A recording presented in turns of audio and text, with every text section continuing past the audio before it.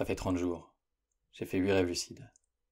J'ai parlé à mon inconscient, j'ai fait l'amour à des Suédoises, j'ai demandé la recette du bonheur, j'ai vaincu des cauchemars et j'ai accepté la mort. Bref, c'était puissant. Voire même trop puissant. T'as jamais rêvé d'avoir des pouvoirs magiques?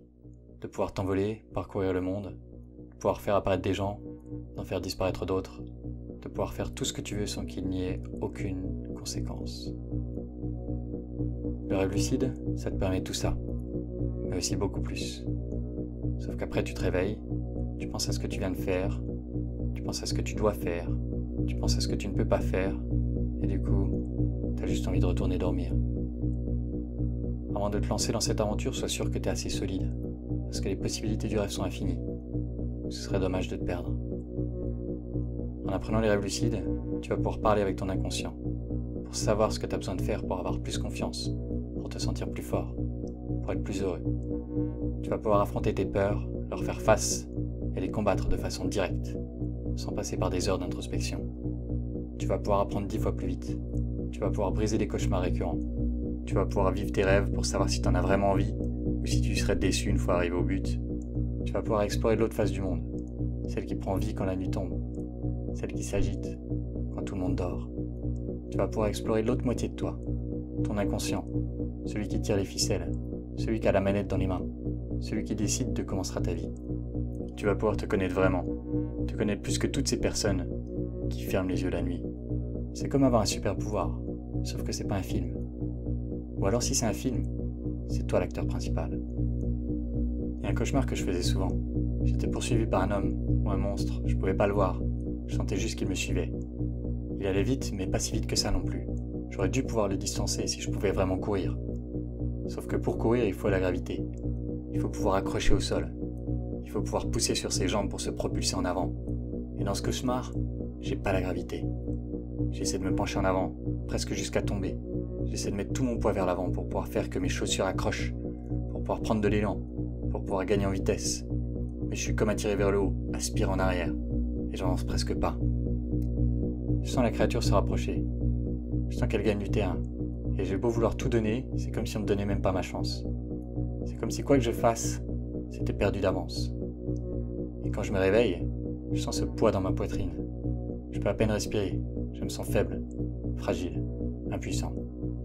Au jour 14 du défi, j'ai fait un rêve de fou. J'étais dans un Uber en Italie, il y avait plein de maisons avec des spectacles de clowns. Des clowns tristes.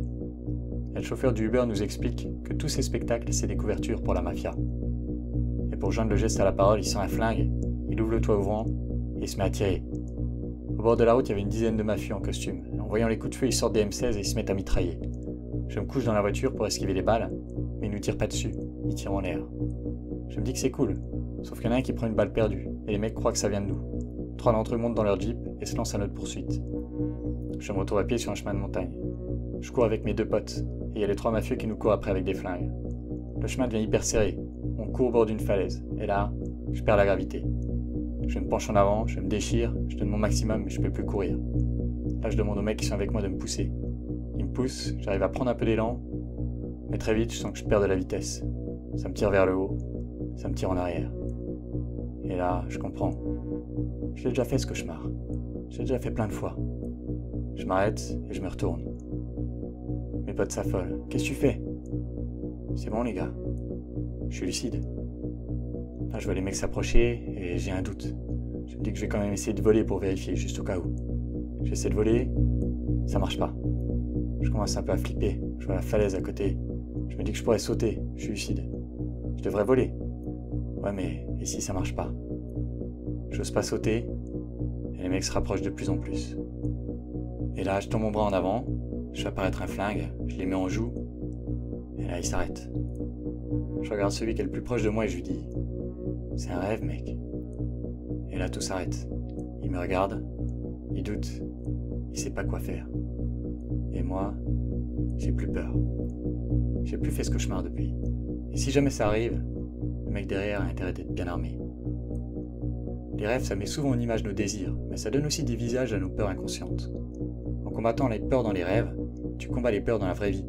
Sauf que dans le monde du rêve, t'es mieux armé, t'as tous les pouvoirs. Il faut juste apprendre à les maîtriser.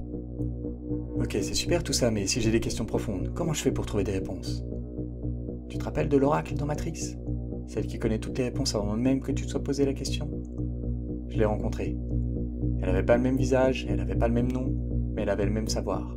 Elle connaissait tout de moi. Je le sentais. Je me suis réveillé au milieu de la nuit, et là je décide de tenter la technique Field. Je reste immobile, je bouge mes doigts tout doucement, et j'attends que ça vienne. Je commence à avoir un bruit dans une oreille, un son très aigu qui devient de plus en plus fort, puis qui change de tonalité. Je commence à sentir mes yeux partir, et même si je suis pas sûr, je lève mon bras, je me bouche le nez, et j'essaie de respirer. J'y croyais pas, et pourtant je respirais. J'étais dans le monde du rêve, et j'étais lucide. Tout ça en moins d'1 minute. Je commence à me frotter les mains et à regarder autour de moi. C'est une technique pour pas se réveiller. J'ai du mal à contenir mon excitation, j'ai du mal à rester calme. Mais je respire. Et je prends le temps de me rappeler de ce que j'étais venu faire. Je voulais voir l'oracle. Je voulais parler à mon inconscient. Je voulais lui poser des questions.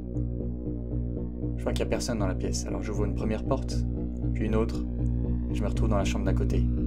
Sur le canapé, il y a mon frère et sa fille. Je le regarde et je lui dis « Qui es-tu pour moi ?» Il s'arrête, réfléchit, et il me dit « Je suis la boussole. » Je suis sous le choc, j'en crois pas mes yeux. Je sens l'excitation monter. Je fais tout pour rester calme, je veux pas partir maintenant. Je le regarde de nouveau et je lui dis « Qu'est-ce que je dois faire pour être heureux ?» Il réfléchit quelques secondes et il me dit « Fais un truc plus petit, un plus petit projet. » Je lui dis « Qu'est-ce que tu veux dire? Changer de métier ?» Et là, la petite, qui a que 2 ans, se met à parler et me dit « Non, pas changer de métier, je suis spirituel quand même. Fais juste un truc plus petit. » Je peux plus me contenir, je suis trop content, je me réveille. Les réponses de l'oracle, c'est comme les rêves. Elles sont pas toujours précises, et parfois il faut les interpréter pour découvrir le secret qu'elles contiennent. Mais là, c'était clair. Arrête de trop penser à grossir. Arrête de trop penser à tes vues, à tes abonnés. Concentre-toi sur plus petit.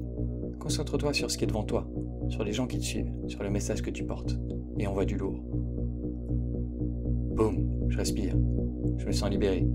J'ai le droit d'être moi. Juste moi. J'ai le droit de pas être aussi gros que les autres. J'ai juste besoin de continuer de faire ce que je fais, d'y mettre du cœur, de faire le taf. Ça va le faire. Et en fait, ça le fait déjà. J'ai tout ce que je veux. J'ai des potes, j'ai une copine, j'ai un boulot que j'adore, je voyage quand je veux, je suis solide, j'ai pas peur d'être moi. J'ai tout ce que je veux. Faut juste que je l'oublie pas. Il y a encore plein d'histoires de dingue avec les rêves lucides. Certaines que j'ai vécues, comme quand j'ai fait face à la mort, et d'autres dont j'ai juste entendu parler, comme ce mec qui a gagné une médaille d'or de gymnastique en s'entraînant pendant ses rêves, ou ces gens qui échangent des mots de passe pendant leur rêve et qui s'en parlent quand ils se réveillent. Les possibilités du rêve sont infinies, et je suis qu'au début. Je sais pas où ça va me mener, mais une chose est sûre, je vais continuer. Si t'as envie de te lancer dans l'aventure, j'ai déjà partagé plein de vidéos sur le sujet, et j'en ferai d'autres. Donc abonne-toi, et on continue ensemble. Ah ouais, il y avait un rêve avec ma copine aussi, mais celui-là, je vous le raconterai pas.